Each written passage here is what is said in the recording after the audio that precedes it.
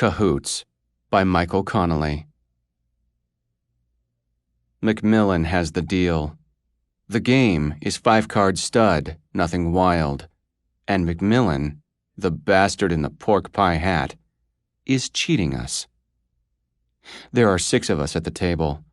There's him, then Swain, then Harrington, then Anderson, then me, and then, most of the time, Boyd. I don't know if that's a first or last name. He's just Boyd. And at the moment, he's in the back room with the woman who makes the coffee and serves the whiskey. The bedroom. Her name is Vera Sims. Only Macmillan keeps calling her Vera Similitude, and he laughs uproariously when he says it. I don't know what this name means, but his high horse laugh is getting to me. That, and the cheating. This is a journal. I write it in what my partner, who read it up to now, calls present tense, like it is happening right now. But everything I write down here has already happened. It's too late. It's the past written in the present tense, you know what I mean? I'm saying you can't change it. It's done. You play long enough, and you pick up the patterns, and then you look for the tells. I am a man of principle. My principle is if you cheat me, you are taking something from me. You are stealing. Maybe not my money, but the chance for me to make my money.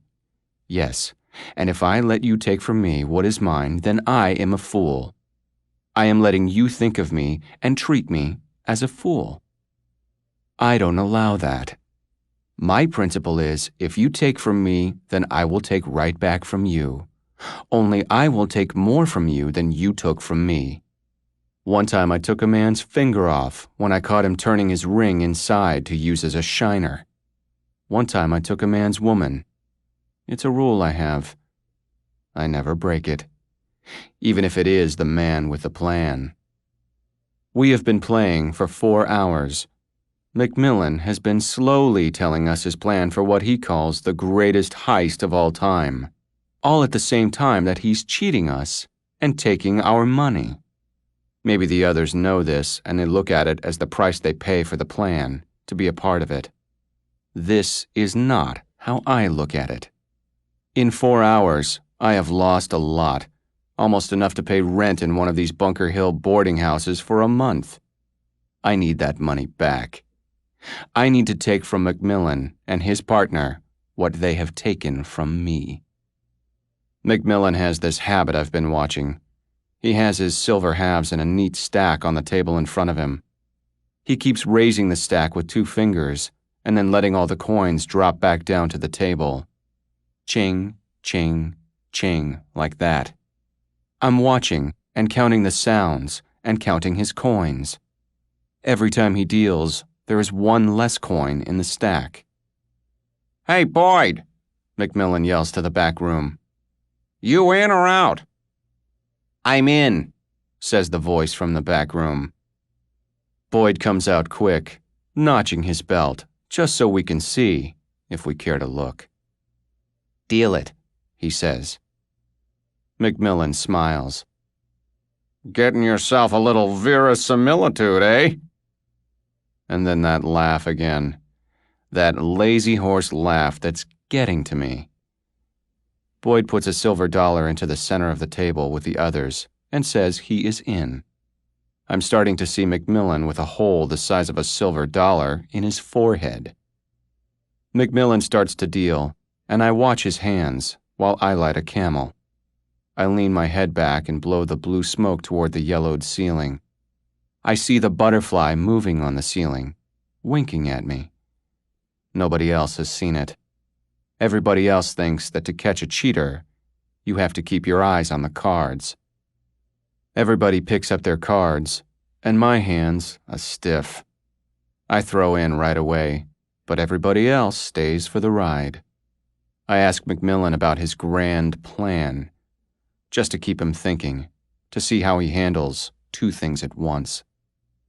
"How are you going to know where they'll be and when we can go in?" I ask.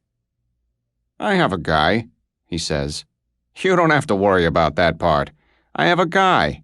The medals will be in a safe. A small safe that they can move around. At a certain point, they will take the safe over to the Coliseum for the track and field events. It will be there. That's when we'll go." He eyes me over his cards to see if I'm satisfied. The first round of betting goes by, and Swain and Boyd bet large. Swain takes no cards, which raises eyebrows. Harrington takes 3. Then Anderson does likewise. Boyd takes only 1, and McMillan goes with 3. I want to ask more questions about the plan, but decide to watch and confirm my suspicions. The betting begins, and Swain goes big again. He's got the gleam in his eye, like a man who knows he can't lose. Except I know he's already lost. Harrington folds, Anderson folds, Boyd raises big. McMillan drops another raise on that, and it's back to Swain. I send him a mental message. Call. Just call the hand and accept your losses. But mental messages don't work. He goes big again, and it goes around the maximum 3 circles, and in the end, Swain has pushed just about everything he's got into the pot. Finally, it's showtime. Swain has a natural flush, 9 of hearts on top. Boyd squeals like a pig in mud. He turns his cards and shows a flush with the Queen of Spades smiling up at Swain. "Forget it. I lose," McMillan says, throwing his hand into the discard pile without turning his cards over. Boyd smiles and rakes the pot toward his chest. Swain watches the money go away like it's his wife and kids leaving for good. The moment is tense. Nobody likes losing, even if they might think it was on the up and up. "What about guards?" Harrington asks. McMillan quickly answers. He's probably hoping to distract Swain from thoughts of the lost money and whether maybe he's been cheated. "Of course there will be guards," he says. "Why do you think you were all here? If I just needed a boxman, I'd go myself, by myself. But I'm gonna need muscles and guns with me." Harrington nods. "There will be full-time armed security on the box," McMillan says. 2 men around the clock. "Are you sure these medals they give out are real gold and real silver?" Anderson asks. "I mean, all the way through?" "What, you think like it's a Baby Ruth bar?" McMillan counters. "Chocolate on the outside, bullshit on the inside? This is the Olympics, fellas. We're talking about medals made of pure gold and pure silver, through and through, 3 ounces apiece, like big fucking lollipops." "How do we sell them?" I ask, my eyes deadpan at McMillan. "They're going to be hot. They probably say 1932 Olympics or something right on them. We can't just—" "We don't sell them," McMillan says with proper outrage. "Boyd, you tell him." Boyd turns to me and smiles. "He's right. We don't sell them. We melt them down and we make little bricks. That's what we sell." I see the others nod their approval, but I'm not so sure about this plan. I'm not even sure there is a plan. I win the next deal with Jack's trips, but the pot is barely more than the ante.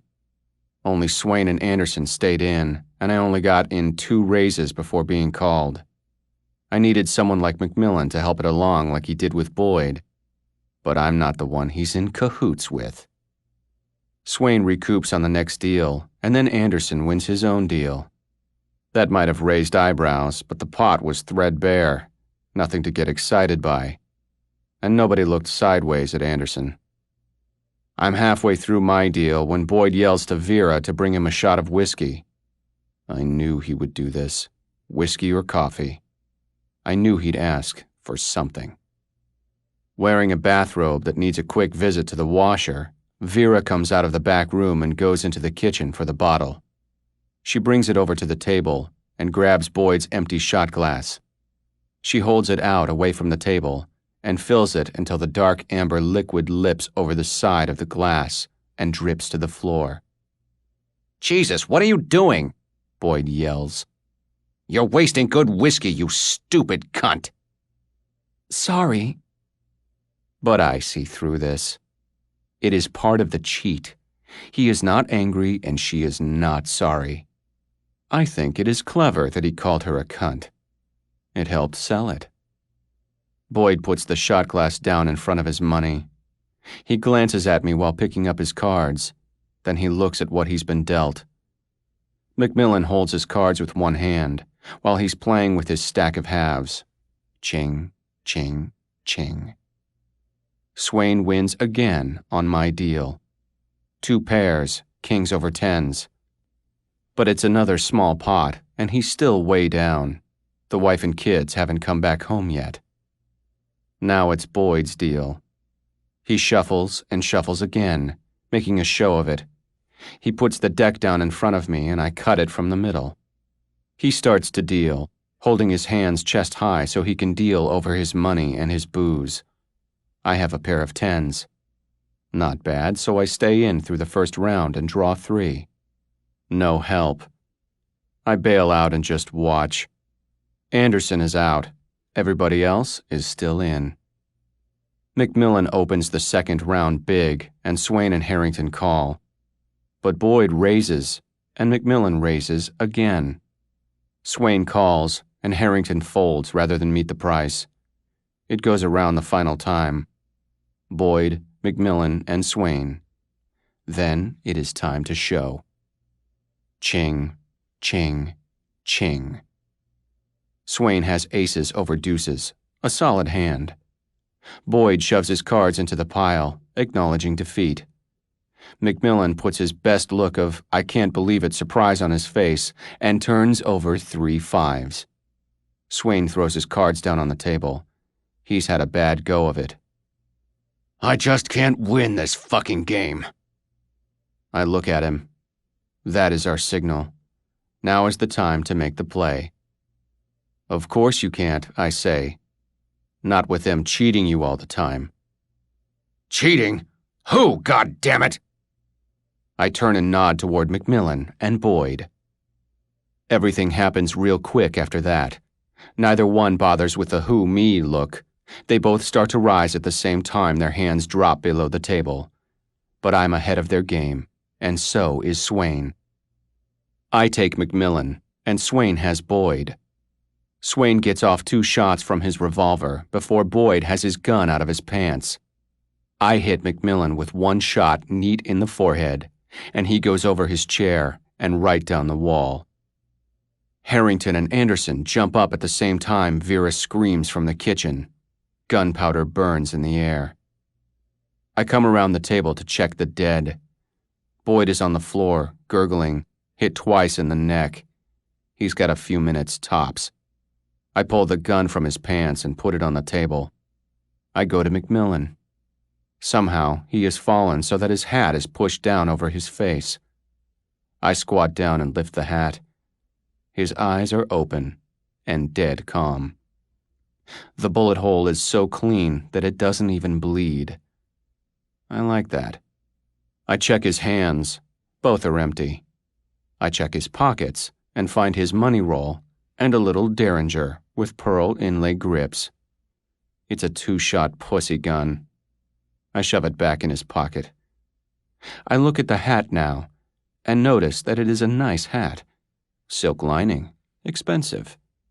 Made in Chicago. I put it on and stand up. Harrington and Anderson stand with their arms away from their bodies, their hands open. Easy now, I say. I nod to Swain so that he knows to watch them. I turn my attention to Macmillan's place at the table. I talk as I lean down and spill the stack of $50. They were cheating. In cahoots. Didn't you notice that when Macmillan dealt that Boyd usually won? Same thing worked in reverse. Boyd deals, Macmillan wins. I look over at Harrington and Anderson, but they shake their heads. They don't get it. How? Harrington asks. I turn over the bottom $50 from the stack. It's been sanded and polished as smooth as a spoon, like a mirror. I hold it in my palm and move it. I look up at the ceiling and see the butterfly again. The glimmer reflection flits across the yellowed plaster. He was using a shiner, I say as I take a card off the table and hold it, so I can see the reflection of the 9 on the polished surface of the half. He knew every card he was dealing. He also knew what was on the bottom of the deck if he needed it. I drop the coin and the card on the table, like they're poison. He and Boyd had signals. I think it was McMillan clicking his silver. "What about him?" Harrington asks, nodding down at Boyd on the floor. "The ashtray. He'd put his smoke on different edges." "How did he know what he was dealing us?" I look at Swain and then into the kitchen at Vera. "You tell him, Vera." "I don't know. I don't know a thing about it." "That's bull. What did he tell you about the bourbon?" She hesitates, but knows she has one hope: to come clean. "He told me to fill it to the top. Whenever he asked for a shot, I was to fill it to the brim, and he didn't care if it poured over the edge." I look at them, and they look at the table. Anderson comes over, picks up a card and holds it over the shot glass. Ace of diamonds. Read it in the dark amber reflection. "Son of a bitch!" Anderson yells. He picks up the shot, takes a hit off it, and then pours the rest down on Boyd's open-eyed face. He then turns to Vera. "Leave her alone," Swain says quietly. "She was only doing what she was told." I start collecting the money from the table. I tell Anderson and Harrington to take what they had at their places on the table. They want to negotiate for the money they already lost to the cheaters, but Swain uses his gun to point them toward the front door. They take the money they are entitled to and leave. At the door, Harrington looks back at us. "What about the plan? The Olympic medals?" "There was no plan," I tell him. "He was just keeping you busy, hoping you were thinking about gold and silver, and not the cards." Harrington nods. He finally gets it, and leaves. Swain closes the door behind him. I open McMillan's roll on the table. It's $240. More than I thought he would be carrying. Swain and I split that, and then we cut up the $93 in cash from the table. Swain keeps the odd dollar because I took the hat. We give Vera all the silver, almost $50, and she gets to keep McMillan's shiner. She puts it all in a flour sack she then hides in a cabinet. If she's lucky, the cops won't find it when they come about the bodies. On our way out the back door, Vera says, "You think those other two will ever figure out that you two kept winning on each other's deals?" Swain and I stop and look at her. "You think they'll figure out that you gave McMillan the shiner and taught his partner the whiskey trick? You think they'll figure out that you then told us all about it?" She has no answers. We go through the door and walk over to Angel's Flight and ride it down to Hill Street. We cut through the Grand Central Market. We have a car waiting in the Bradbury Buildings lot. We get in, and I drive. "Where do you want to go?" "Las Vegas." "Where the hell is that?" "Nevada."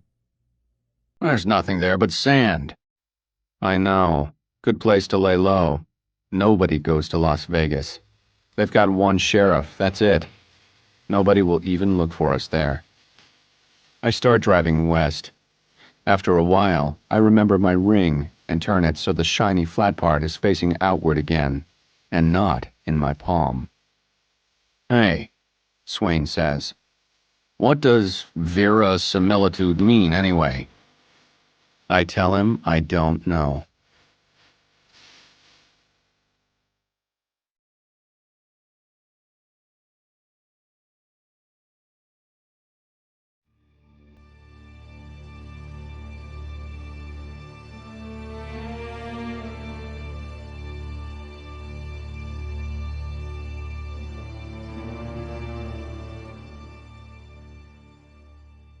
Mulholland Dive. Burning flares and flashing red and blue lights ripped the night apart. Clewiston counted 4 black and whites pulled halfway off of the roadway and as close to the upper embankment as was possible. In front of them was a fire truck, and in front of it was a forensics van. There was a P1 standing in the middle of Mulholland Drive, ready to hold up traffic or wave it into the one lane that they had open. With a fatality involved, they should have closed down both lanes of the road, but that would have meant closing Mulholland from Laurel Canyon on one side, all the way to Coldwater Canyon on the other. That was too long a stretch. There would be consequences for that. The huge inconvenience of it would have brought complaints from the rich hillside homeowners trying to get home after another night of the good life. And nobody stuck on midnight shift wanted more complaints to deal with. Clewiston had worked Mulholland fatals several times. He was the expert. He was the one they called in from home. He knew that whether the identity of the victim in this case demanded it or not, he'd have gotten the call. It was Mulholland, and the Mulholland calls all went to him. But this one was special anyway. The victim was a name, and the case was going 5 by 5. That meant everything about it had to be squared away and done right. He had been thoroughly briefed over the phone by the watch commander about that. He pulled in behind the last patrol car, put his flashers on, and got out of his unmarked car. On the way back to the trunk, he pulled his badge out from beneath his shirt and hung it out front. He was in civvies, having been called in from off-duty, and it was prudent to make sure he announced he was a detective. He used his key to open the trunk and began to gather the equipment he would need. The P1 left his post in the road and walked over. "Where's the sergeant?" Clewiston asked. "Up there. I think they're about to pull the car up. That's $100,000 he went over the side with. Who are you?" "Detective Clewiston, the reconstructionist. Sergeant Fairbanks is expecting me." "Go on down and you'll find him by the—" "Whoa! What is that?" Clewiston saw him looking at the face looking up from the trunk. The crash test dummy was partially hidden by all the equipment cluttering the trunk, but the face was clear and staring blankly up at them. His legs had been detached and were beneath the torso. It was the only way to fit the whole thing in the trunk. "We call him Artie," Clewiston said. "He was made by a company called Accident Reconstruction Technologies." "Looks sort of real at first," the patrol officer said. "Why's he in fatigues?" Clewiston had to think about that to remember. "Last time I used Artie, it was a crosswalk hit-and-run case. The Vic was a Marine from El Toro. He was in his fatigues, and there was a question about whether the hitter saw him." Clewiston slung the strap of his laptop bag over his shoulder. "He did. Thanks to Artie, we made a case." He took his clipboard out of the trunk, and then a digital camera, his trusty measuring wheel, and an 8-battery mag light. He closed the trunk and made sure it was locked. "I'm going to head down and get this over with," he said. "I got called in from home." "Yeah, I guess the faster you're done, the faster I can get back out on the road myself. Pretty boring just standing here." "I know what you mean." Clewiston headed down the westbound lane which had been closed to traffic. There was a mist clinging in the dark to the tall brush that crowded the sides of the street, but he could still see the lights and glow of the city down to the south. The accident had occurred in one of the few spots along Mulholland where there were no homes. He knew that on the south side of the road, the embankment dropped down to a public dog park.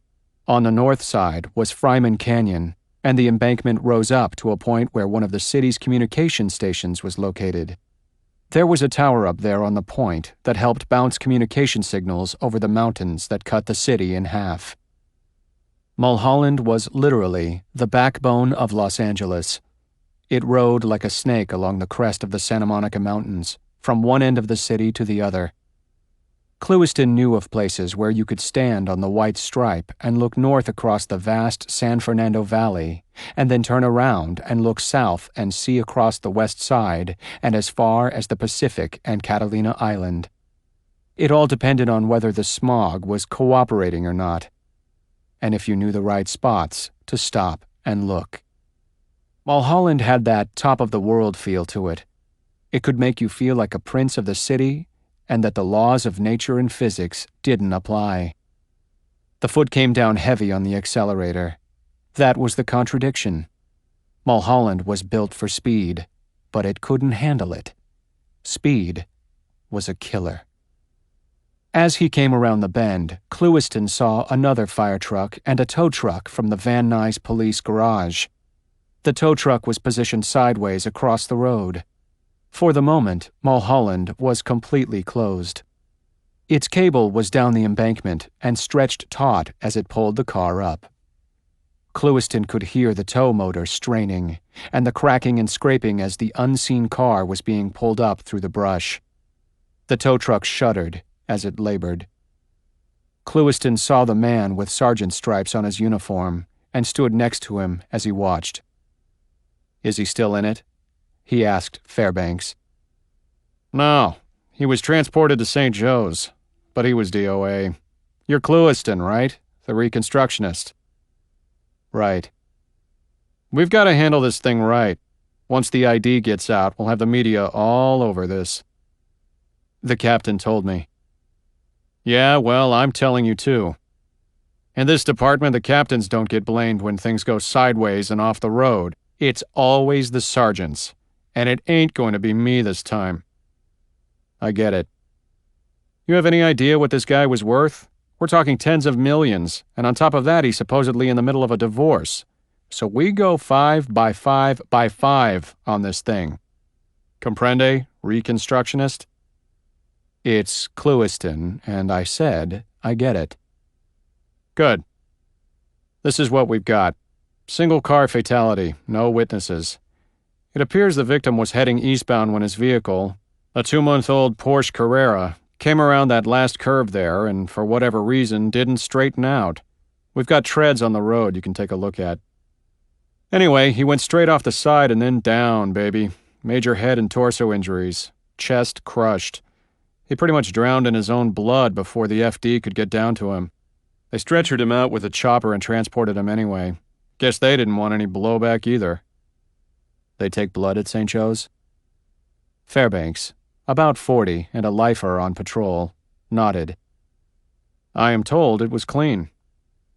There was a pause in the conversation at that point, meaning that Clewiston could take whatever he wanted from the blood test.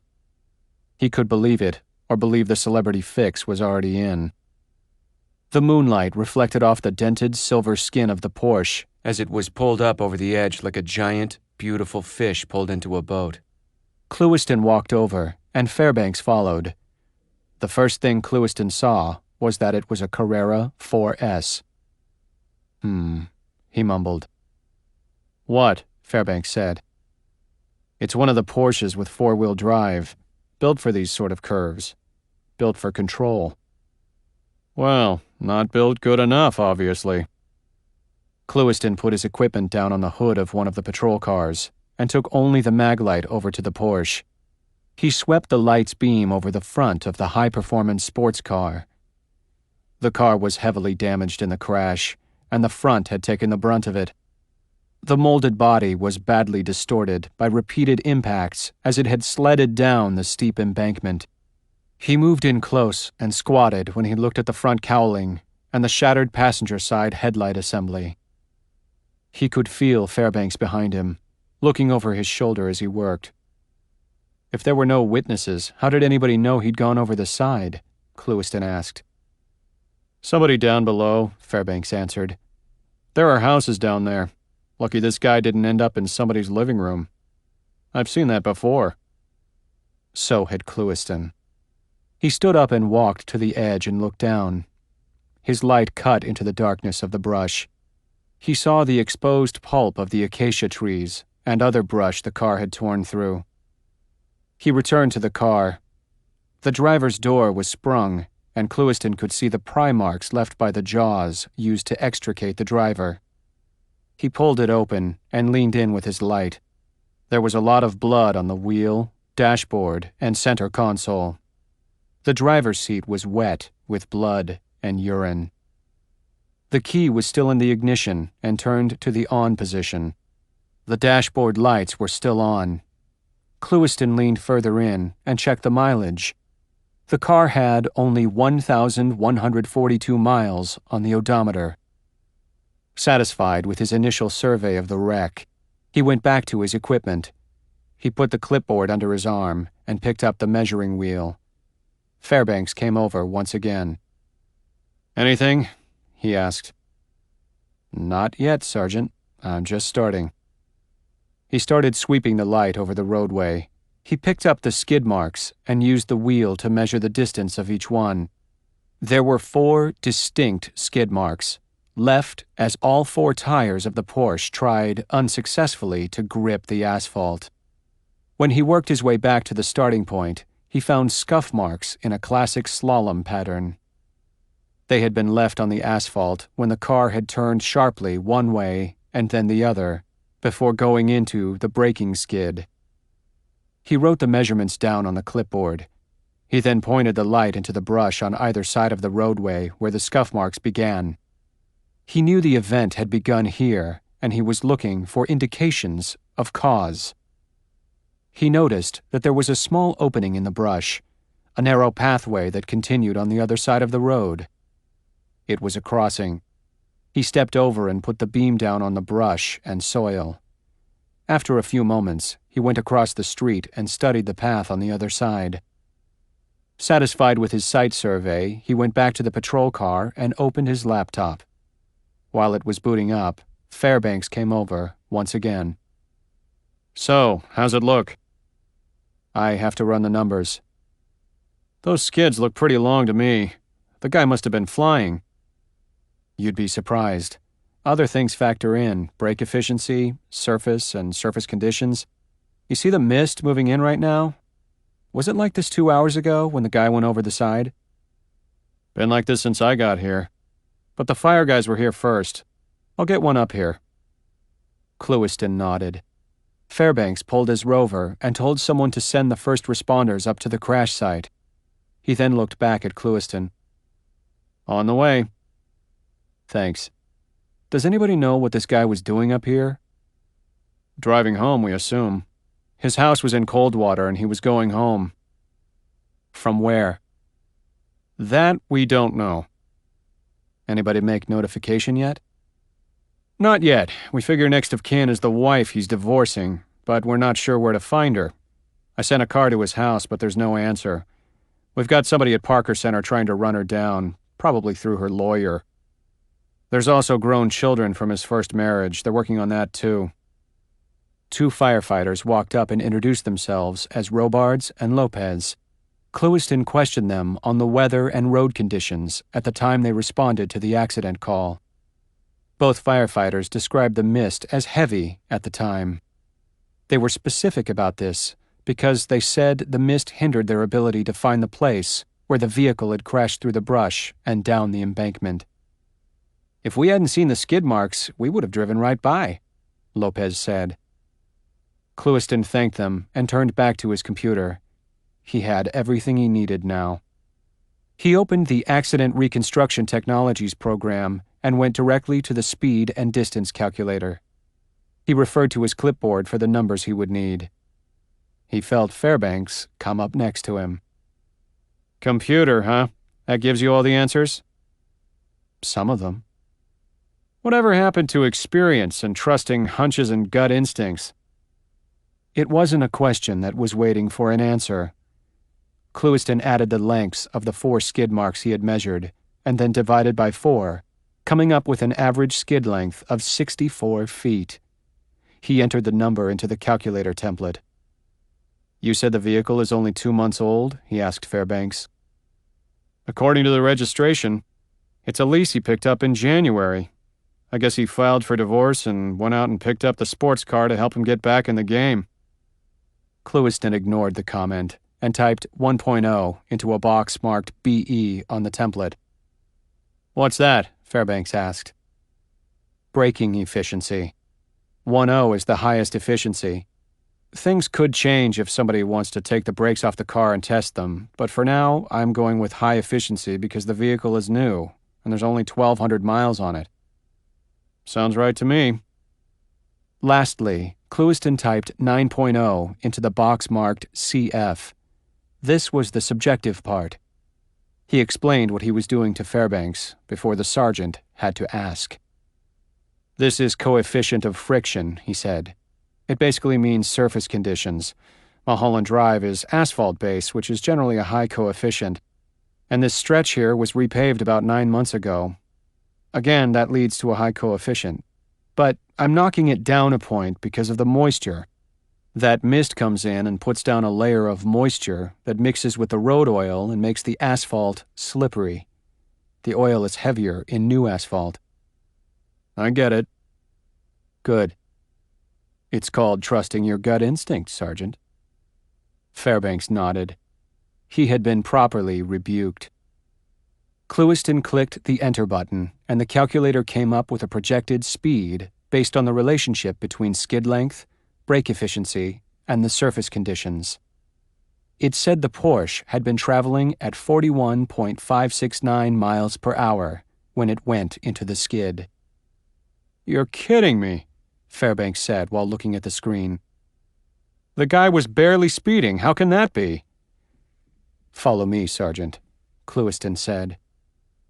Clewiston left the computer and the rest of his equipment except for the flashlight.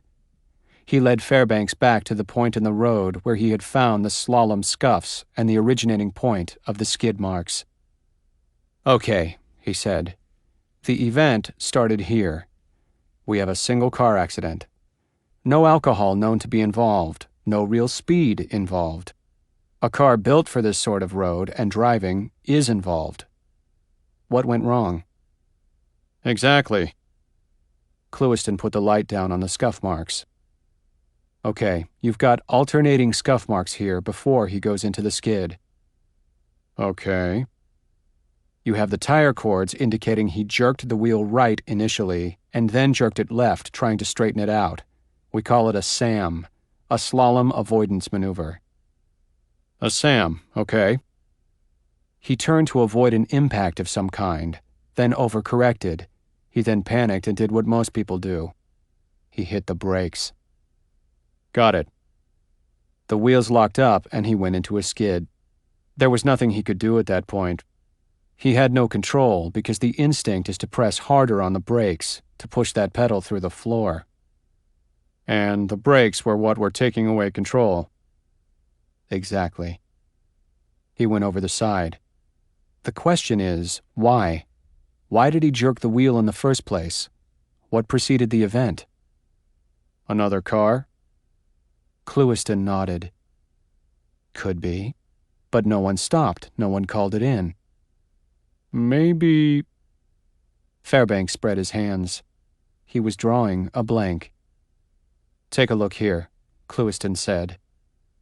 He walked Fairbanks over to the side of the road. He put the light on the pathway, into the brush. He used the light to draw the sergeant's eyes back across Mulholland to the pathway on the opposite side. Fairbanks looked at him, and then back at the path. What are you thinking? Fairbanks asked. This is a coyote path, Clewiston said. They come up through Franklin Canyon and cross Mulholland here. It takes them to the dog park. They probably wait in heavy brush for the dogs that stray out of the park. So your thinking is that our guy came around the curve and there was a coyote crossing the road? Clewiston nodded. That's what I'm thinking. He jerks the wheel to avoid the animal, then overcompensates, loses control. You have a slalom followed by a braking skid. He goes over the side. An accident, plain and simple. Fairbanks shook his head disappointedly. Why couldn't it have been a DUI, something clear-cut like that? He asked. Nobody's going to believe us on this one. That's not our problem. All the facts point to it being a driving mishap. An accident. Fairbanks looked at the skid marks and nodded. Then that's it, I guess. You'll get a second opinion from the insurance company anyway, Clewiston said. They'll probably pull the brakes off the car and test them. An accident means double indemnity. But if they can shift the calculations and prove he was speeding or being reckless, it softens the impact. The payout becomes negotiable. But my guess is they'll see it the same way we do. I'll make sure forensics photographs everything. We'll document everything 6 ways from Sunday, and the insurance people can take their best shot. When will I get a report from you? I'll go down to Valley Traffic right now and write something up. Good. Get it to me. What else? Clewiston looked around to see if he was forgetting anything. He shook his head. That's it. I need to take a few more measurements and some photos, then I'll head down to write it up. Then I'll get out of your way. Clewiston left him then and headed back up the road to get his camera. He had a small smile on his face that nobody saw. Clewiston headed west on Mulholland from the crash site. He planned to take Coldwater Canyon down into the valley and over to the Traffic Division office. He waited until the flashing blue and red lights were small in his rearview mirror before flipping open his phone. He hoped he could get a signal on the cheap throwaway. Mulholland Drive wasn't always cooperative with cellular service. He had a signal.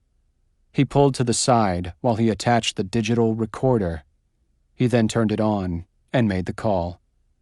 She answered after one ring as he was pulling back onto the road and up to speed.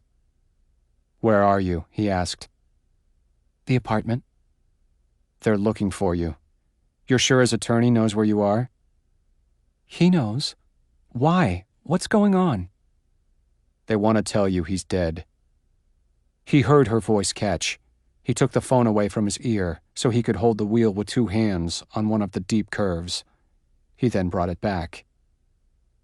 "You there?" he asked. "Yes, I'm here.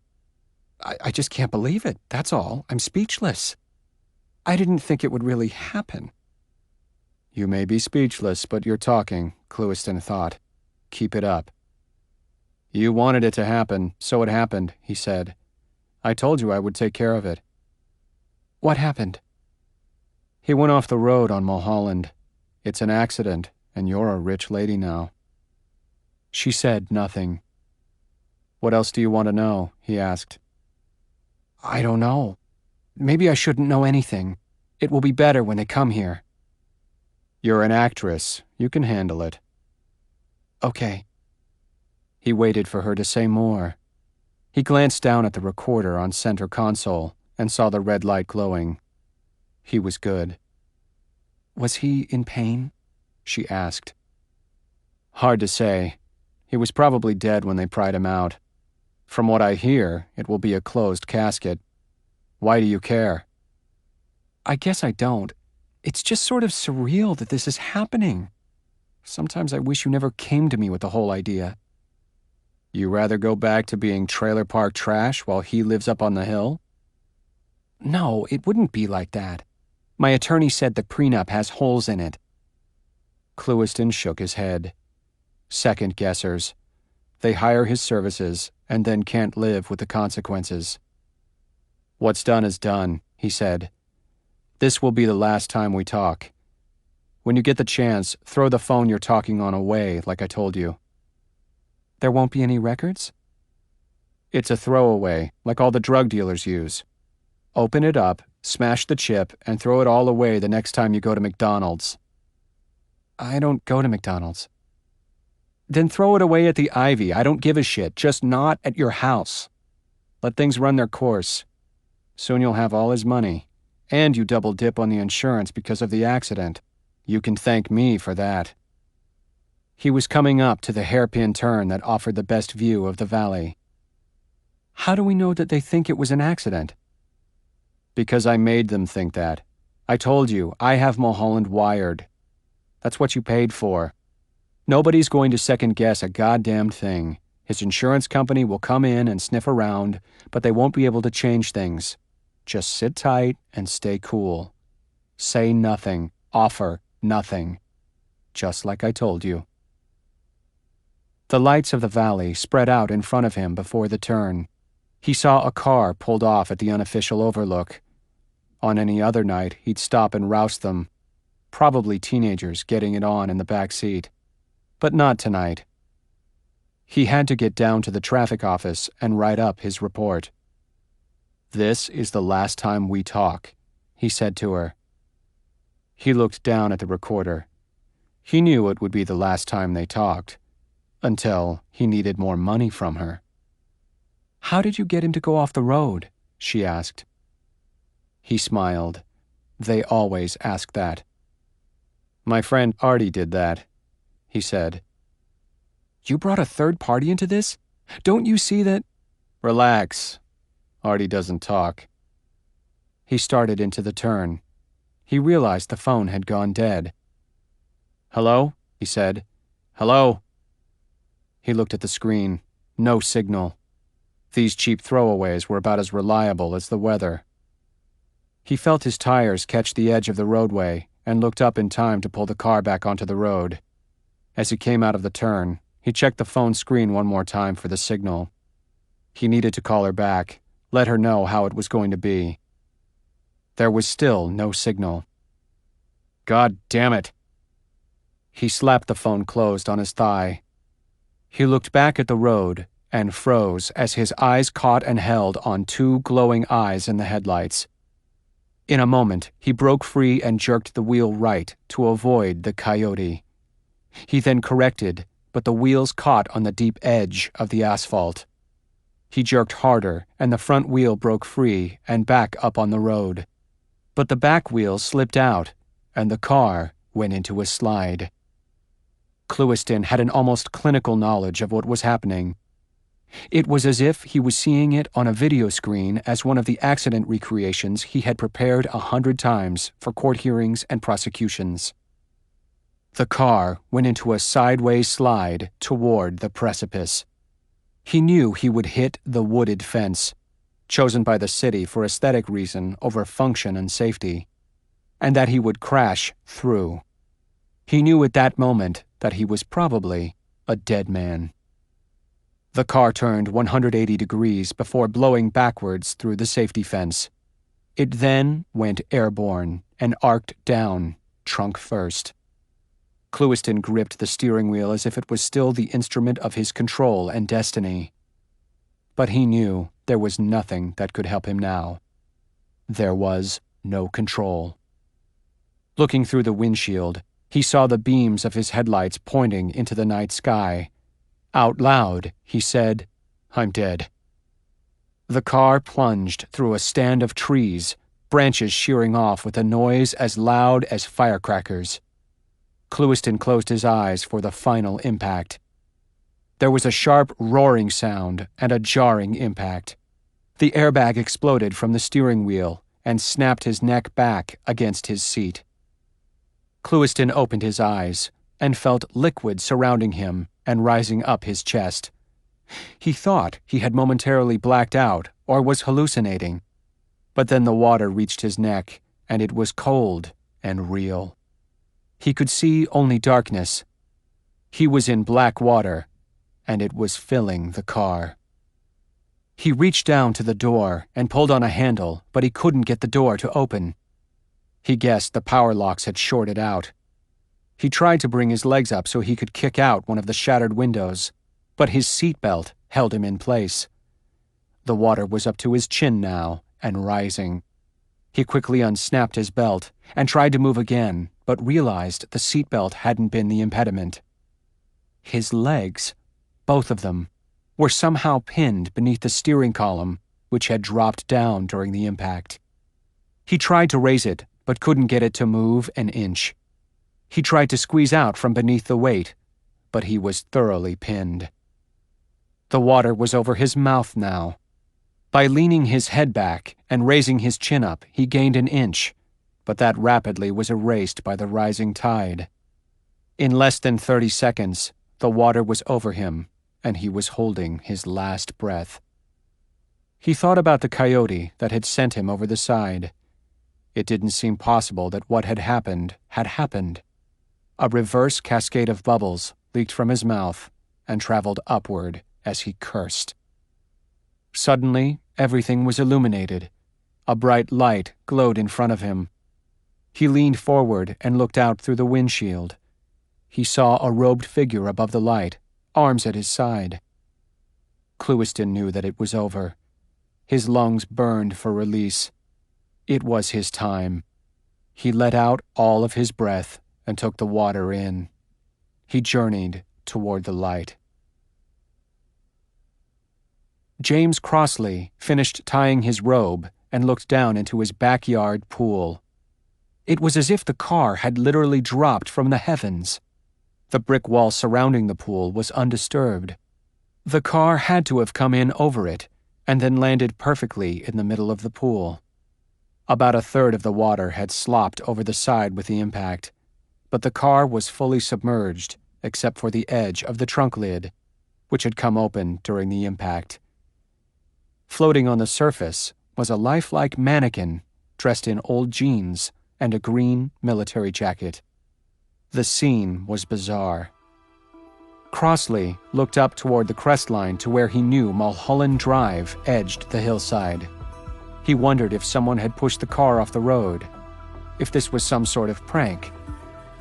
He then looked back down into the pool. The surface was calming, and he could see the car more clearly in the beam of the pool's light. And it was then that he thought he saw someone sitting, unmoving behind the steering wheel. Crossley ripped his robe off and dove naked into the pool.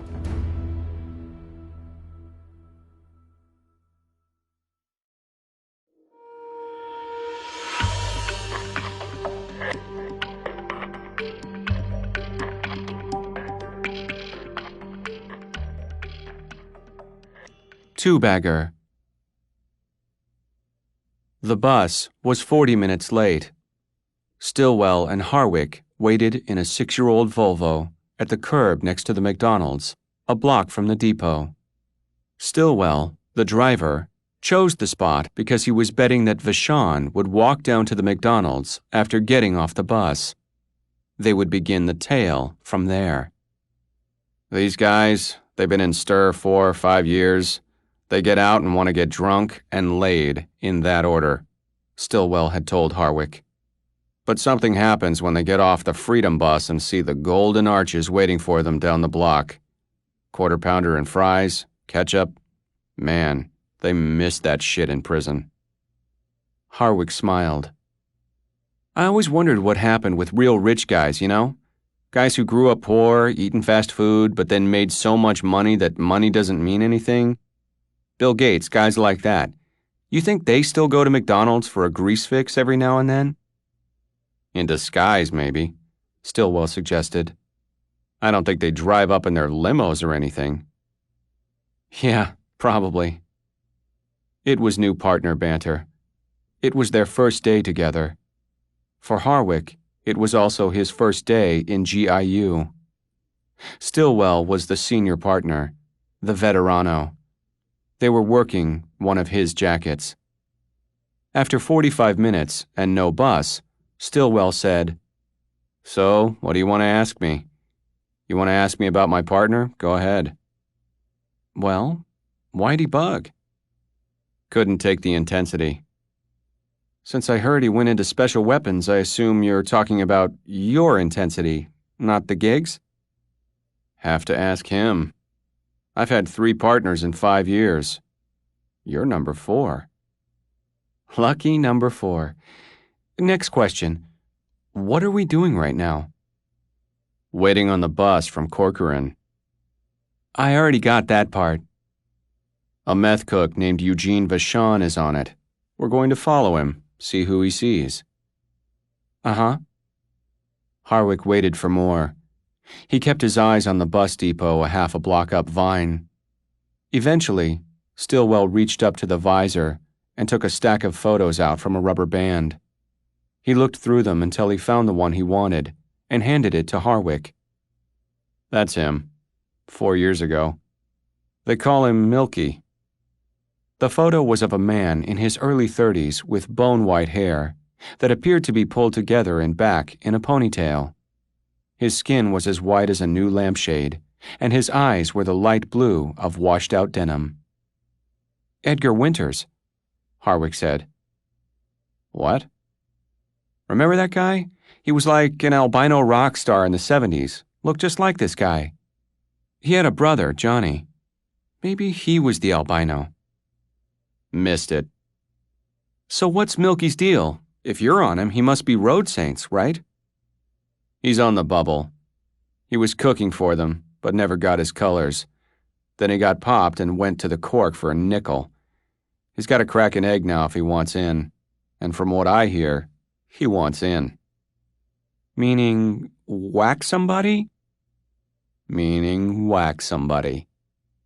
Stillwell explained how the gang intelligence unit kept contacts with intelligence officers at prisons all over California. One such contact provided information on Vashon. Milky had been protected by incarcerated members of the Road Saints during his 5-year stay at Corcoran State Penitentiary. As a form of repayment for that protection, as well as a tariff for his admittance to formal membership in the motorcycle gang turned prison and drug organization, Vashon would perform a contract hit upon his release. Harwick nodded. You're the resident expert on the Saints, so it goes to you. Got that. Who is the target? That's the mystery we're going to solve. We're going to follow Milky and see if we can't find that out. He might not even know himself right now. This could be an in-house thing or a subcontract job the Saints took on. A trade-off with the Blacks or the EME, you never know. Milky might not have his orders yet. All we know is that he's been tapped. And we're going to step in if we get the chance. When we get the chance. When we get the chance. Stillwell handed the whole stack of photos to Harwick. That's the Saints' active membership. By active, I mean not incarcerated. Any one of them could be the target. They're not above going after their own. The Saints are run by a guy named Sonny Mitchell, who's a lifer up at Ironwood. Anytime anybody on the outside acts up, talks about changing the leadership, maybe bringing it outside the walls, then Sonny has him cut down. Helps keep people in line. How's he get the word from Ironwood to Milky over at Corcoran? The women. Sonny gets conjugals. He tells his wife, probably right in the middle of giving her a pop. She leaves, tells one of the wives visiting her man in the cork. It goes like that. You got it down, man. How long you been working these guys? Coming up on 5 years. Long time. Why didn't you ever rotate out? Stillwell straightened up behind the wheel and ignored the question. There's the bus. Stillwell had been right. Milky Vashon's first stop after getting off the bus was the McDonald's. He ate 2 quarter-pounders and went back to the counter twice for ketchup for his French fries. Stillwell and Harwick went in a side door and slipped into a booth positioned behind Vashon's back. Stillwell said he had never met Vashon, but that he needed to take precautions because it was likely Vashon had seen his photo. The Saints had their own intelligence net and, after all, Stillwell had been assigned full-time to the gang for half a decade. When Vashon went to the counter for ketchup for the second time, Stillwell noticed that there was an envelope sticking out of the back pocket of his blue jeans. He told Harwick that he was curious about it. Most of the time these guys get out, they want no reminders of where they've been, he whispered across the table. They leave letters, photos, books, everything behind. That letter? That must mean something. I'm not talking sentimental. I mean it means something. He thought a moment and nodded to himself. I'm going to go out, see if I can set up a shake. You stay here. When he starts wrapping up his trash, come on out. If I'm not back in time, I'll find you. If I don't, use the rover. Stillwell called Sheriff's Dispatch and had them contact LAPD to send a car. He arranged to meet the car around the corner from the McDonald's so their conference wouldn't be seen by Vashon. It took almost 10 minutes for a black and white to show. The uniformed officer pulled the car up next to Stillwell's Volvo, driver's window to driver's window. Stillwell? That's me. He pulled a badge out of his shirt. It was on a chain around his neck. Also hung on the chain was a gold 7 about the size of a thumbnail. "Ortiz, what can I do for you?" "Around the corner, my partner's keeping an eye on a guy just off the bus from Corcoran. I need to shake him. He's got an envelope in his back pocket. I'd like to know everything there is to know about it." Ortiz nodded. He was about 25, with the kind of haircut that left the sides of his head nearly shaved, and a healthy inch of hair on the top. He had one wrist on the top of the wheel, and he drummed his fingertips on the dashboard. "What was he up there for?" "Cooking crystal meth for the road saints." Ortiz picked up the rhythm with his fingers. "He going to go easy? I'm by myself in case you didn't notice." "At the moment he should be easy. Like I said, he just got back on the ground. Just give him a kick in the pants. Tell him you don't want him on your beat. That ought to do it. My partner and I will have your back. You'll be safe." "Okay. You going to point him out?" "He's an albino with a ponytail, like that Edgar Winters guy." "Who?" "Never mind. You can't miss him." "All right. Meet back here after?" "Yeah. And thanks." Ortiz pulled away first, and Stillwell watched him go. He then followed and turned the corner. He saw Harwick standing on the curb outside the McDonald's. Moving north on foot, a half a block away, was Vashon. Stillwell pulled to a stop next to Harwick, and his new partner got in the Volvo. "I was wondering where you were." "Forgot to turn on my rover." "Is that the shake car just went by?" "That's it." They watched in silence as the black and white pulled to the curb next to Vashon and Ortiz stepped out. The patrolman signaled Vashon to the hood of the cruiser, and the ex-convict assumed the position without protest. Stillwell leaned across to the glove compartment and got out a small pair of field glasses and used them to watch the shakedown. Ortiz leaned Vashon over the hood and patted him down. He held him in that position with a forearm on his back. After checking him for weapons and coming up empty, Ortiz pulled the white envelope out of Vashon's back pocket. With his body leaned over the hood, Vashon could not see what Ortiz was doing. With one hand, Ortiz was able to open the envelope and look inside. He studied the contents for a long moment, but did not remove them. He then returned the envelope to the man's back pocket. "Can you see what it is?" Harwick asked. "No. Whatever it was, the cop looked at it in the envelope." Stillwell continued to watch through the field glasses. Ortiz had now let Vashon stand up and was talking to him face to face. Ortiz's arms were folded in front of him, and his body language suggested he was attempting to intimidate Vashon. He was telling him to get off his beat. It looked pretty routine. Ortiz was good. After a few moments, Ortiz used a hand signal to tell Vashon to move on. He then returned to his car. "All right, you get back out and stay with Milky. I'll go talk to the cop and come back for you." "Gotcha." 10 minutes later, the Volvo pulled up next to Harwick at the corner of Hollywood and Vine. Harwick climbed back in. "It was a ticket to a Dodgers game," Stillwell said. "Tonight's game." "In the envelope? Just a ticket to the game?" "That's it." Outside was his address at Corcoran, with a return that was smeared, not recognizable. Postmark was Palmdale, mailed 8 days ago. Inside was just the one ticket. Reserve level, Section 11, Row K, Seat 1. "By the way, where's Vashon?" "Across the street. The Porno Palace. I guess he's looking for—" "That place has a back door." Stillwell was out of the car before he finished the sentence. He darted across the street in front of traffic and through the beaded curtain at the entrance to the adult video arcade. Harwick followed, but at a reduced pace. By the time he had entered the arcade, Stillwell had already swept through the video and adult novelty showroom and was in the back hallway, slapping back the curtains of the private video viewing booths. There was no sign of Vashon.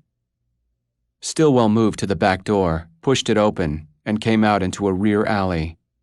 He looked both ways and did not see Vashon. A young couple, both with ample piercings and drug-glazed eyes, leaned against a dumpster. Stillwell approached them. "Did you just see a guy come this way a few seconds ago? White guy with white hair, an albino, you couldn't miss him." They both giggled, and one mentioned something about seeing a white rabbit going down a hole. They were useless, and Stillwell knew it. He took one last look around the alley, wondering if Vashon had merely been taking precautions when he ducked through the porno house, or if he had seen Stillwell or Harwick tailing him. He knew a third possibility, that Vashon had been spooked by the shakedown and decided to disappear, was also to be considered. Harwick stepped through the back door into the alley. Stillwell glared at him, and Harwick averted his eyes. "Know what I heard about you, Harwick? That you're going to night school." He didn't mean it literally. It was a cop expression. Going to night school meant you wanted to be somewhere else. Not the street, not in the game. You were thinking about your next move, not the present mission. "That's bullshit," Harwick said. "What was I supposed to do? You left me hanging. What if I covered the back? He could have walked out the front." The junkies laughed, amused by the angry exchange of the cops. Stillwell started walking out of the alley, back toward Vine, where he had left the car. "Look, don't worry," Harwick said. "We have the game tonight. We'll get back on him there." Stillwell checked his watch. It was almost 5. He called back without looking at Harwick. "And it might be too late by then." At the parking gate to Dodger Stadium, the woman in the booth asked to see their tickets. Stillwell said they didn't have tickets. "Well, we're not allowed to let you in without tickets. Tonight's game is sold out and we can't allow people to park without tickets for the game." Before Stillwell could react, Harwick leaned over to look up at the woman. "Sold out? The Dodgers aren't going anywhere. What is it, beach towel night?" "No, it's Mark McGuire." Harwick leaned back over to his side. "All right, McGuire." Stillwell pulled his badge out of his shirt. "Sheriff's deputies, ma'am. We're working. We need to go in." She reached back into the booth and got a clipboard. She asked Stillwell his name and told him to hold in place while she called the stadium security office. While they waited, cars backed up behind them and a few drivers honked their horns. Stillwell checked his watch. It was 40 minutes until game time. "What's the hurry?" "BP." Stillwell looked over at Harwick. "What?" "Batting practice. They want to see McGuire hit a few fungos out of the park before the game. You know who Mark McGuire is, don't you?" Stillwell turned to look at the woman in the booth. It was taking a long time. "Yes, I know who he is. I was here at the stadium in '88. He wasn't so hot then." "The series? Did you see Gibson's homer?" "I was here." "So cool, so was I." Stillwell turned to look at him. "You were here? Game 1, 9th inning, you saw him hit it?" The doubt was evident in his voice. "I was here," Harwick protested. "Best fucking sports moment I've ever seen." Stillwell just looked at him. "What? I was here."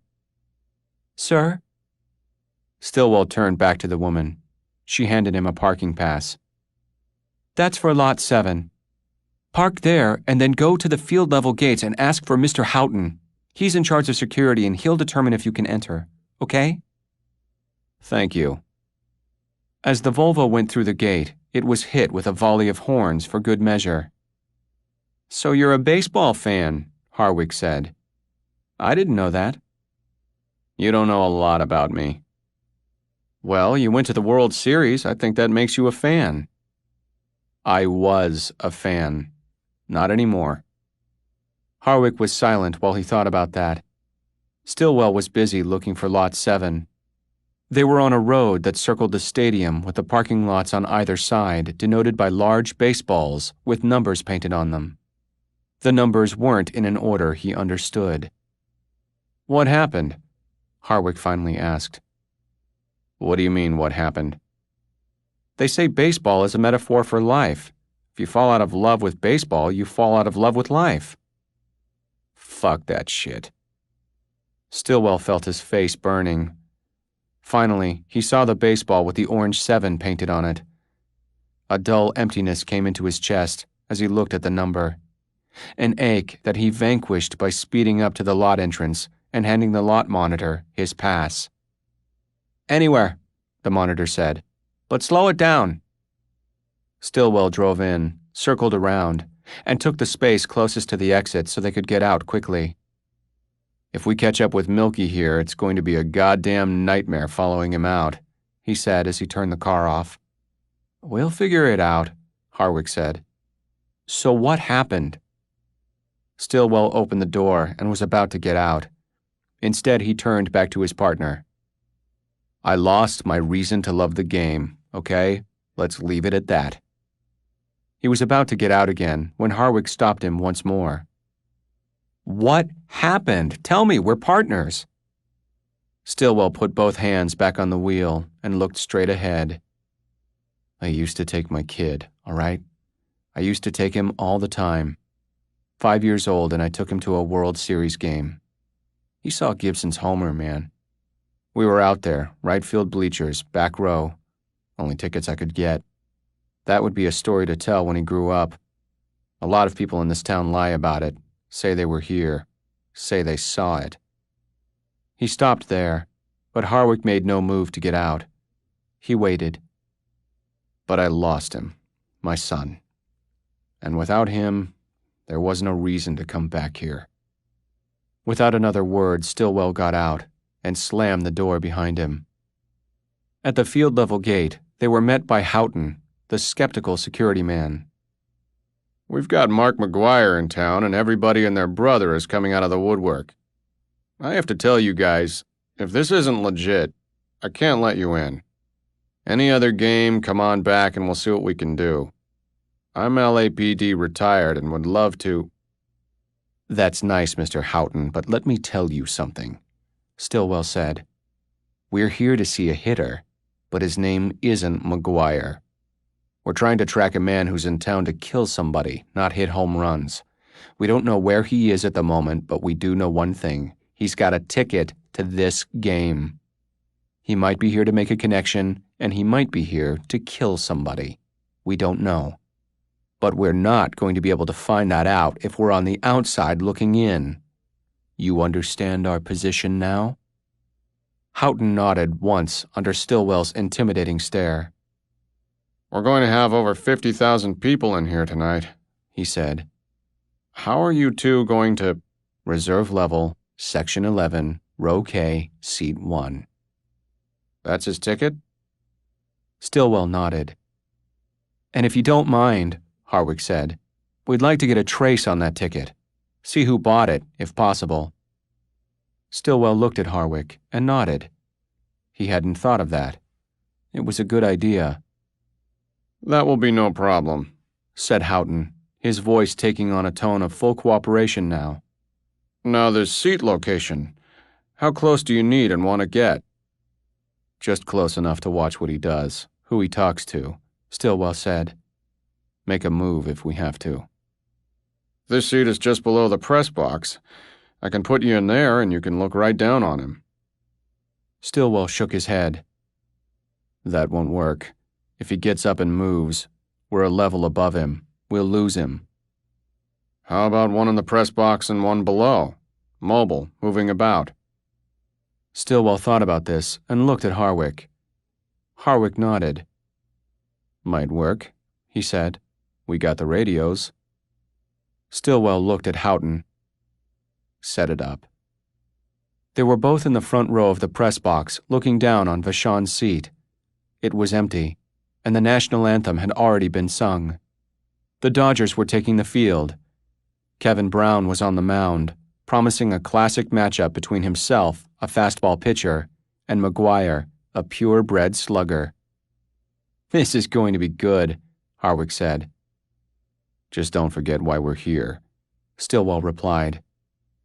The Cardinals went down 1, 2, 3, and left McGuire waiting on deck. In the bottom half of the first, the Dodgers did no better.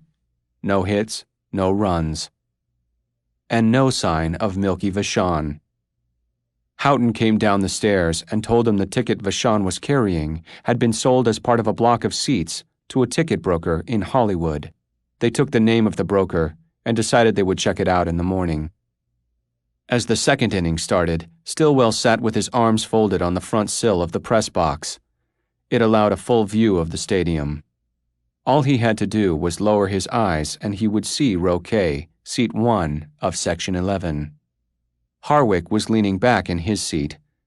To Stillwell, he seemed as interested in watching the 3 rows of sports writers and broadcasters as he was the baseball game. As the Dodgers were taking the field again, he spoke to Stillwell. "Your son," he said. "It was drugs, wasn't it?" Stillwell took a deep breath and let it out. He spoke without turning to Harwick. "What do you want to know, Harwick?" "We're going to be partners. I just want to understand. Some guys, something like that happens, they dive into the bottle. Some guys dive into the work. It's pretty clear which kind you are. I heard you go after these guys, the Saints, with a vengeance, man. Was it meth? Was your kid on crank?" Stillwell didn't answer. He watched a man wearing a Dodgers baseball cap take the first seat in row K below. The hat was on backward, a white ponytail hanging from beneath the brim. It was Milky Vachon. He put a full beer down on the concrete step next to him and kept another in his hand. Seat number 2 was empty. "Harwick," Stillwell said, "we're partners, but we're not talking about my kid. You understand?" "I'm just trying to—" "Baseball is a metaphor for life, Harwick. Life is hardball. People hit home runs, people get thrown out. There's the double play, the suicide squeeze, and everybody wants to get home safe. Some people go all the way to the 9th inning. Some people leave early to beat the traffic." Stillwell stood up and turned to his new partner. "I checked you out, Harwick. You're a beat-the-traffic guy. You weren't here in '88. I know. If you were here, you gave up on them and left before the 9th. I know." Harwick said nothing. He turned his eyes from Stillwell. "Vachon's down there," Stillwell said. "I'm going down to keep watch. If he makes a move, I'll tail. Keep your rover close." Stillwell walked up the steps and out of the press box.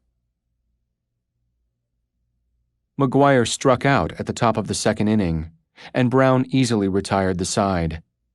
The Dodgers picked up 3 unearned runs in the third off an error, a walk, and a home run with 2 outs.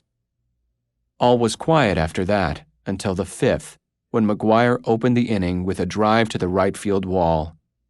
It drew 50,000 people out of their seats, but the right fielder gloved it on the track, his body hitting hard into the wall pads. Watching the trajectory of the ball reminded Stillwell of the night in '88 when Kirk Gibson put a 3-2 pitch into the seats in the last of the 9th and won the first game of the series. It caused a monumental shift in momentum, and the Dodgers cruised the rest of the way. It was a moment that was cherished by so many for so long. A time in L.A. before the riots, before the earthquake, before O.J., before Stillwell's son was lost. Brown carried a perfect game into the 7th inning. The crowd became more attentive and noisier. There was a sense that something was going to happen. Throughout the innings, Stillwell moved his position several times, always staying close to Vachon and using the field glasses to watch him. The ex-convict did not move other than to stand up with everybody else for McGuire's drive to the wall. He simply drank his 2 beers and watched the game. No one took the seat next to him, and he spoke to no one except a vendor who sold him peanuts in the 4th. Vachon also made no move to look around himself.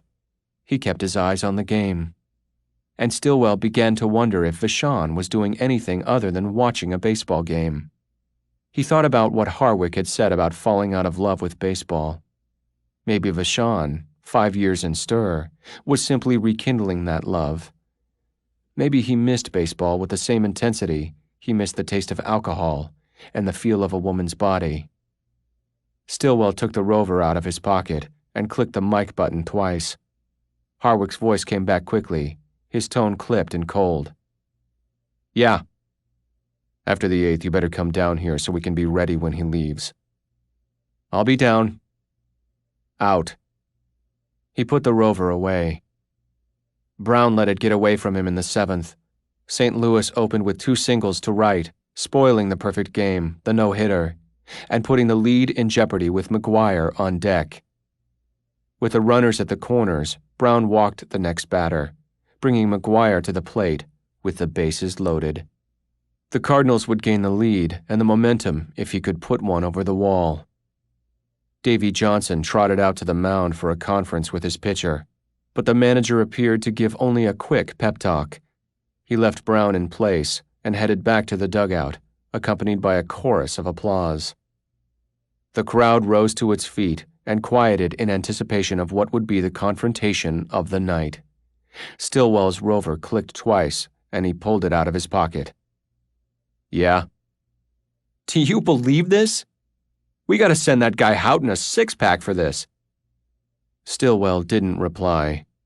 His eyes were on Vachon, who had stepped away from his seat and was coming up the stairs to the concessions level. "He's moving." "What? He can't be. How can he miss this?" Stillwell turned his back and leaned against a concrete support column as Vachon emerged from the stairs and walked behind him. When it was clear, Stillwell looked around and saw Vachon heading toward the lavatory, making his way by several men who were rushing out in time to see McGuire bat. Stillwell raised his rover. "He's going to the bathroom just past the Krispy Kreme stand." "He's had 2 beers. Maybe he's just taking a leak. You want me down there?" As Stillwell replied, a huge noise rose from the crowd and then quickly subsided. Stillwell kept his eyes on the entrance to the men's room. When he was 10 feet from it, a man emerged. Not Vachon. A large white man with a long dark beard and a shaved skull. He wore a tight t-shirt and his arms were fully wrapped in tattoos. Stillwell looked for the skull with halo insignia of the Road Saints, but didn't see it. Still, it was enough to slow his step. The tattooed man turned to his right and kept walking. Harwick's voice came from the rover. "Say again, the crowd noise blocked you out." Stillwell raised the radio. "I said, get down here." There was another short burst of crowd noise, but it was not sustained enough to indicate a hit or an out. Stillwell walked to the lavatory entrance. He thought about the man with the shaved skull, trying to place the face. Stillwell had left his photos in the rubber band on the Volvo's visor. It hit him then. Weapon transfer. Vachon had come to the game to get instructions and a weapon. Stillwell raised the rover. "I think he has a weapon. I'm going in." He put the rover back into his pocket, pulled his badge out of his shirt, and let it hang on his chest. He unholstered his .45 and stepped into the restroom. It was a cavernous, yellow-tiled room with stainless steel urine troughs running down both sides until they reached opposing rows of toilet stalls. The place appeared empty, but Stillwell knew it wasn't. "Sheriff's Department. Step out with your hands visible." Nothing happened. No sound but the crowd noise from outside the room. Stillwell stepped farther in and began again, raising his voice this time. But the sudden echoing cacophony of the crowd rose like an approaching train and drowned his voice. The confrontation on the baseball diamond had been decided. Stillwell moved past the urinals and stood between the rows of stalls. There were 8 on each side. The far door on the left was closed. The rest stood half-closed but still shielded the view into each stall. Stillwell dropped into a catcher's crouch and looked beneath the doors. No feet could be seen in any of the stalls. But on the floor within the closed stall was a blue Dodgers hat. "Vachon," he yelled. "Come out now." He moved into position in front of the closed stall. Without hesitation, he raised his left foot and kicked the door open. It swung inward and slammed against one of the interior walls of the stall. It then rebounded and slammed closed. It all happened in a second, but Stillwell had enough time to see the stall was empty, and to know that he was in a vulnerable position. As he turned his body, he heard a scraping sound behind him and saw movement in the far reach of his peripheral vision. Movement toward him. He raised his gun, but knew he was too late. In that same moment, he realized he had solved the mystery of who Vashon's target was. The knife felt like a punch to the left side of his neck. A hand then grabbed the back collar of his shirt and pulled him backward at the same moment the knife was thrust forward, slicing out through the front of his neck. Stillwell dropped his gun as his hands instinctively came up to his torn throat. A whisper then came into his ear from behind. "Greetings from Sonny Mitchell." He was pulled backward and shoved against the wall next to the last stall. He turned and started to slide down the yellow tiles, his eyes on the figure of Milky Vashon heading to the exit. When he hit the ground, he felt the gun under his leg. His left hand still holding his neck, he reached the gun with his right and raised it. He fired 4 times at Vashon, the bullets catching him in a tight pattern on the upper back and throwing him into a trash can overflowing with paper towels. Vashon flopped onto the floor on his back, his sky-blue eyes staring lifelessly at the ceiling, the overturned trash can rolling back and forth next to him. Stillwell dropped his hand to the tile and let go of the gun. He looked down at his chest. The blood was everywhere, leaking between his fingers and running down his arm. His lungs were filling, and he couldn't get air into them. He knew he was dead. He shifted his weight and turned his hips so he could reach a hand into the back pocket of his pants. He pulled out his wallet. There was another roar from the crowd that seemed to shake the room, and then Harwick entered, saw the bodies on opposite sides of the room, and ran to Stillwell.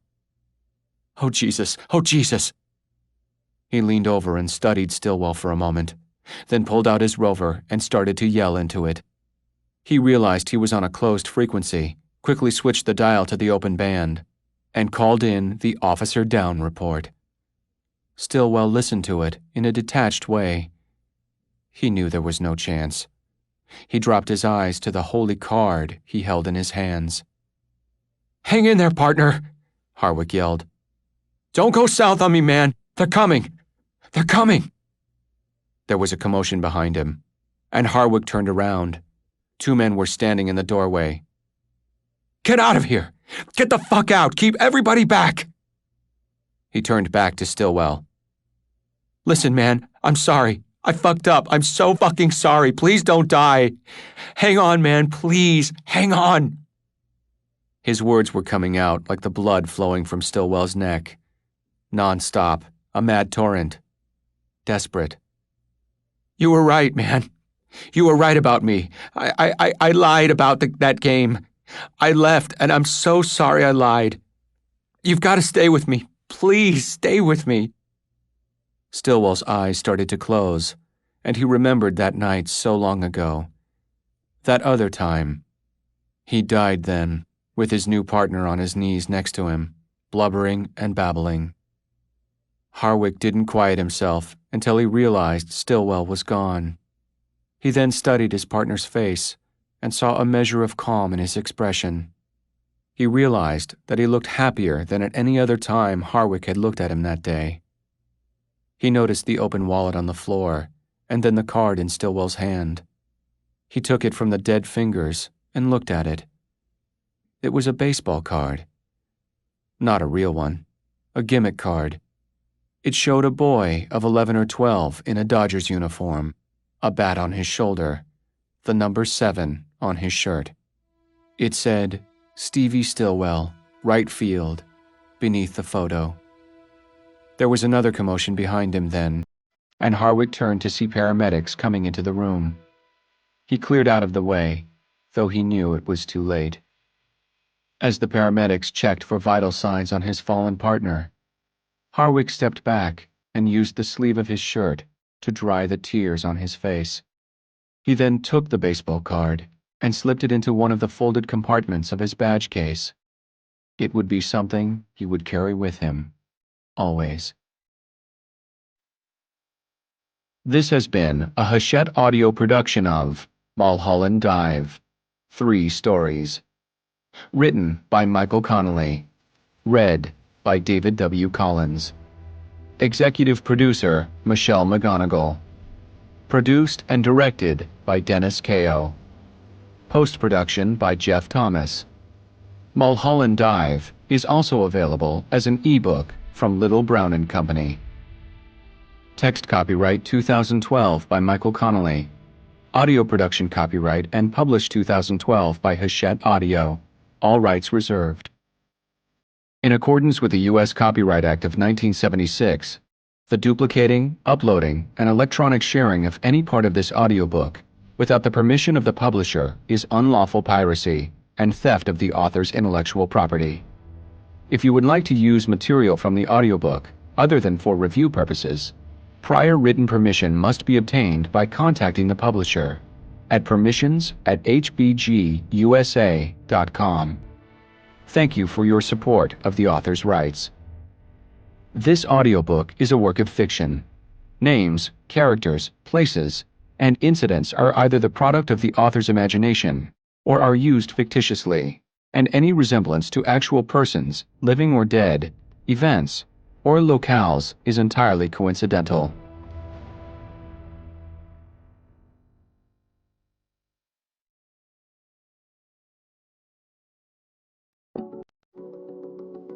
Continue listening for an excerpt from The Black Box, written by Michael Connelly, read by Michael McConaughey.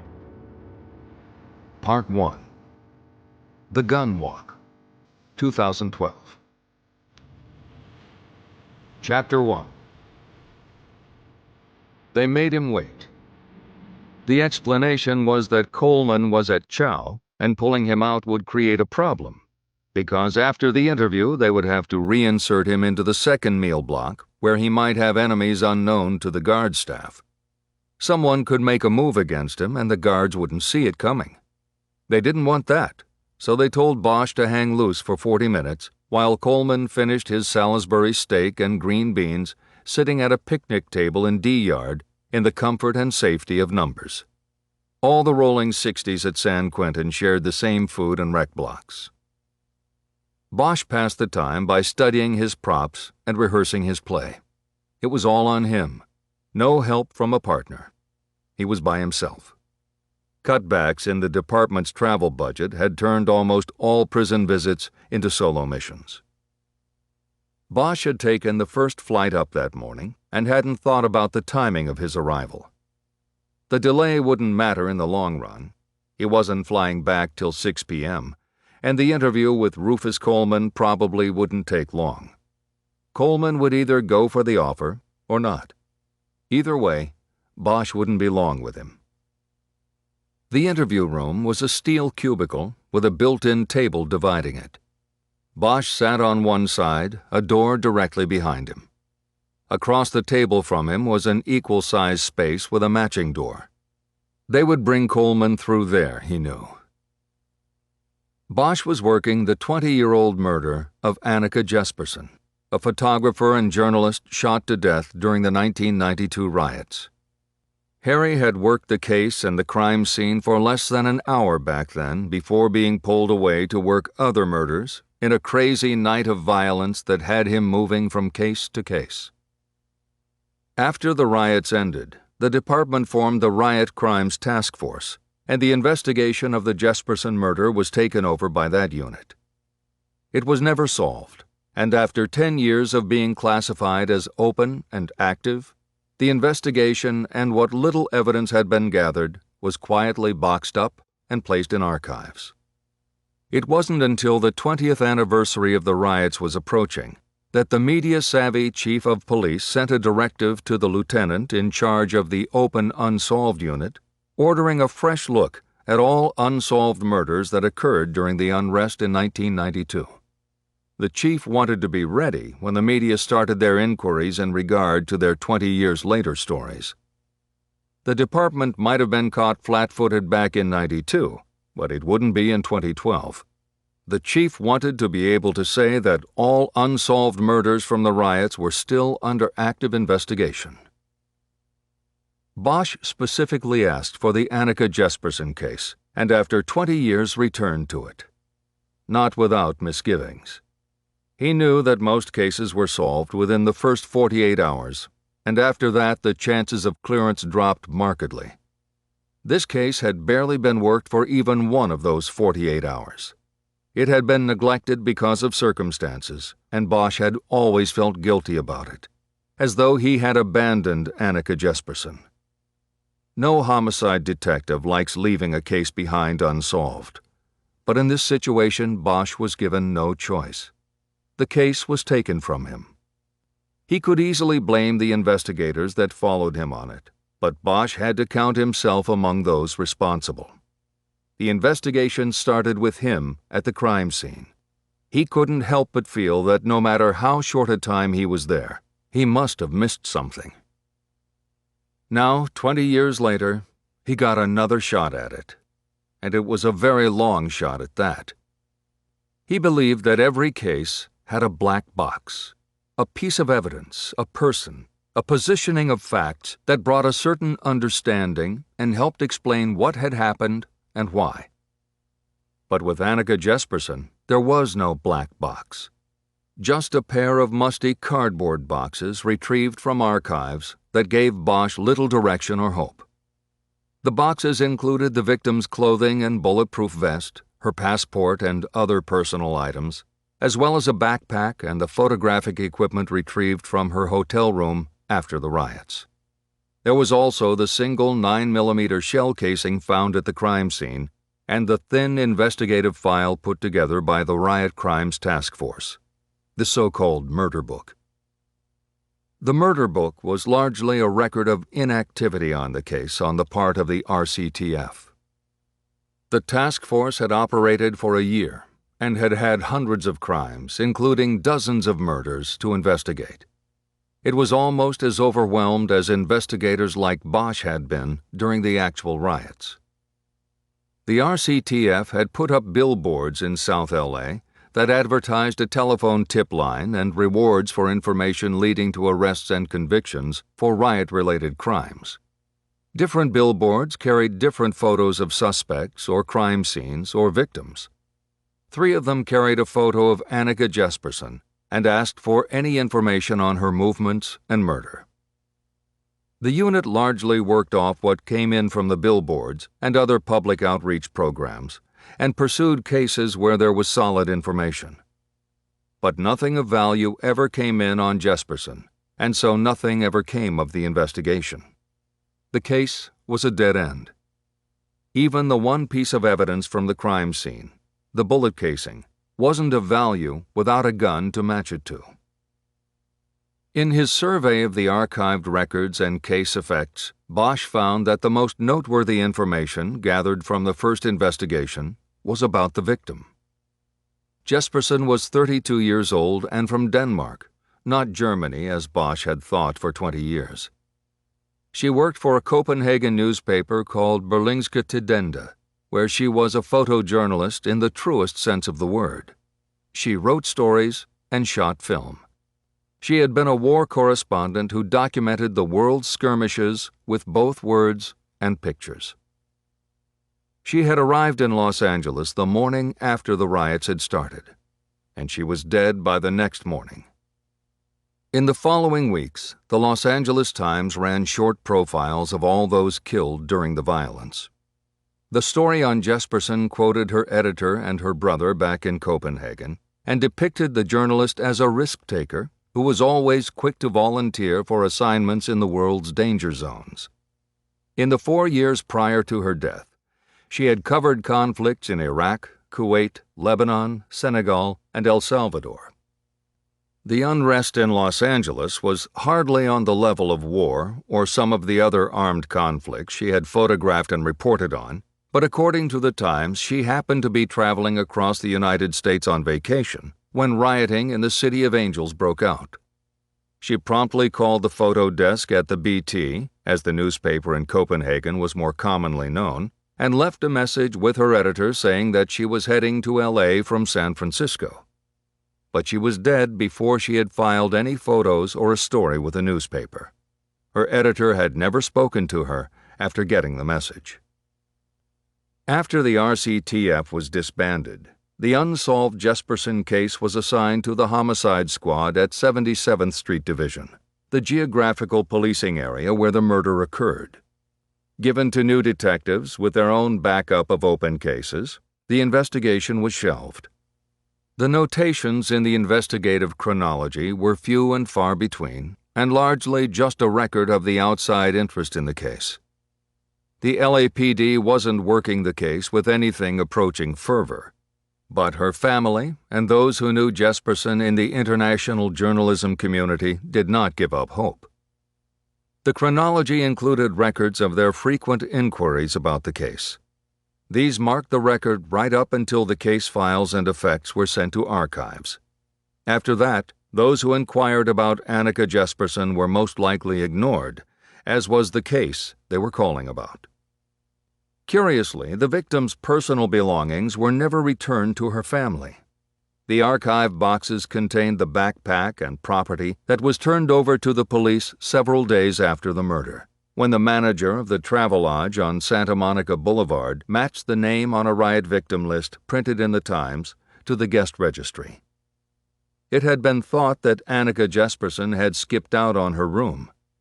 The belongings she had left behind were put in a locked storage closet at the motel. Once the manager determined that Jesperson wasn't coming back because she was dead, the backpack containing her property was delivered to the RCTF, which was working out of temporary offices at Central Division in downtown. The backpack was in one of the archive boxes that Bosch had retrieved from case storage. It contained 2 pairs of jeans, 4 white cotton shirts, and assorted underwear and socks. Jesperson obviously traveled light, packing like a war correspondent even for a vacation. This was probably because she was heading straight back to war following her vacation in the United States. Her editor had told the Times that the newspaper was sending Jesperson directly from the States to Sarajevo in the former Yugoslavia, where war had broken out just a few weeks earlier. Reports of mass rapes and ethnic cleansing were breaking in the media, and Jesperson was heading to the center of the war, due to leave the Monday after the riots erupted in Los Angeles. She probably considered the quick stop by LA to snap shots of rioters just a warm-up for what awaited in Bosnia.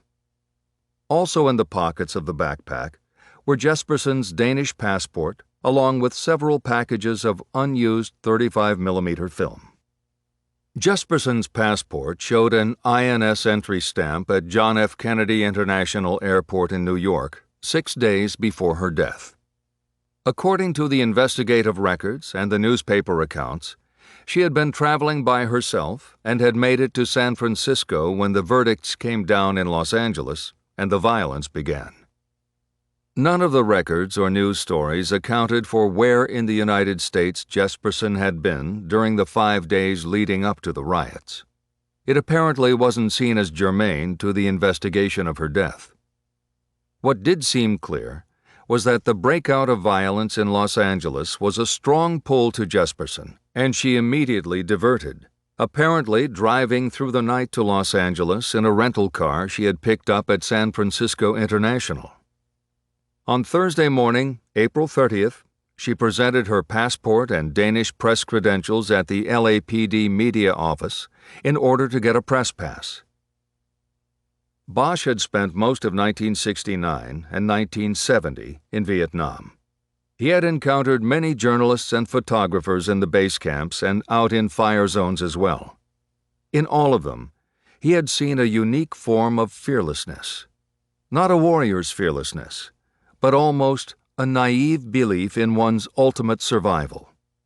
It was as though they believed that their cameras and press passes were shields that would save them, no matter the circumstance. He had known one photographer particularly well. His name was Hank Zinn, and he worked for the Associated Press. He had once followed Bosch into a tunnel in Coochie. Zinn was the kind of guy who never turned down an opportunity to go out into Indian country and get what he called the real thing. He died in early 1970 when a Huey he had jumped on for transport to the front was shot down. One of his cameras was recovered intact in the debris field, and somebody at base developed the film.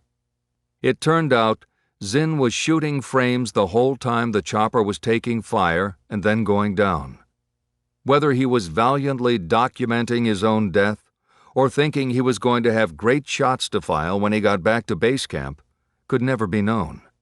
But knowing Zinn, Bosch believed he thought he was invincible and the chopper crash would not be the end of the line. As Bosch took up the Jesperson case after so many years, he wondered if Annika Jesperson had been like Zinn. Sure of her invincibility, sure that her camera and press pass would lead her through the fire. There was no doubt that she had put herself in harm's way. He wondered what her last thought was when her killer pointed the gun at her eye. Was she like Zinn? Had she taken his picture? According to a list provided by her editor in Copenhagen and contained in the RCTF investigation file, Jesperson carried a pair of Nikon 4s and a variety of lenses. Of course, her field equipment was taken and never recovered. Whatever filmed clues might have been in her cameras were long gone. The RCTF investigators developed the canisters of film found in the pockets of her vest. Some of these black and white 8x10 prints, along with 4 proof sheets showing miniatures of all 96 shots, were in the murder book, but they offered very little in the way of evidence or investigative leads. They were simply shots of the California National Guard mustering at the Coliseum after being called into the fray in Los Angeles. Other shots were of guardsmen manning barricades at intersections in the riot zone. There were no shots of violence or burning and looting, though there were several of guardsmen on post outside businesses that had been looted or burned. The photos were apparently taken on the day of her arrival, after she had gotten her press pass from the LAPD. Beyond their historic value as documentation of the riots, the photos were deemed useless to the murder investigation in 1992, and Bosch couldn't disagree with that assessment 20 years later. The RCTF file also contained a property report dated May 11, 1992, and detailing the recovery of the Avis rental car that Jesperson had picked up at San Francisco International. The car had been found abandoned on Crenshaw Boulevard, 7 blocks from the alley where her body was found. In the 10 days it had been sitting there, it had been broken into and its interior stripped. The report stated that the car and its contents, or lack thereof, had no investigative value. What it came down to was that the one piece of evidence found by Bosch within the first hour of the investigation remained the most important hope for a resolution: the bullet casing. Over the past 20 years, law enforcement technologies had grown at light speed. Things not even dreamed about then were routine now. The advent of technological applications to evidence and crime solving had led to reassessments of old unsolved crimes everywhere on the planet. Every major metropolitan police department had teams assigned to cold case investigations. Using new technologies on old cases sometimes came down to shooting fish in a barrel. DNA matches, fingerprint matches, and ballistics matches often led to slam-bang cases against culprits who had long believed they had gotten away with murder. But sometimes it was more complicated. One of the first moves Bosch made upon reopening case number 9212-00346 was to take the bullet casing to the firearms unit for analysis and profiling. Because of the workload backup and the non-priority status of cold case requests coming from the open unsolved unit, 3 months went by before Bosch got a return. The response wasn't a panacea, an answer that would immediately solve the case, but it gave Bosch a pathway. After 20 years of no justice for Annika Jesperson, that wasn't bad at all. The firearms report gave Bosch the name Rufus Coleman, 41 years old and a hardcore member of the Rolling 60s Crips gang. He was currently incarcerated for murder in the California State Penitentiary at San Quentin.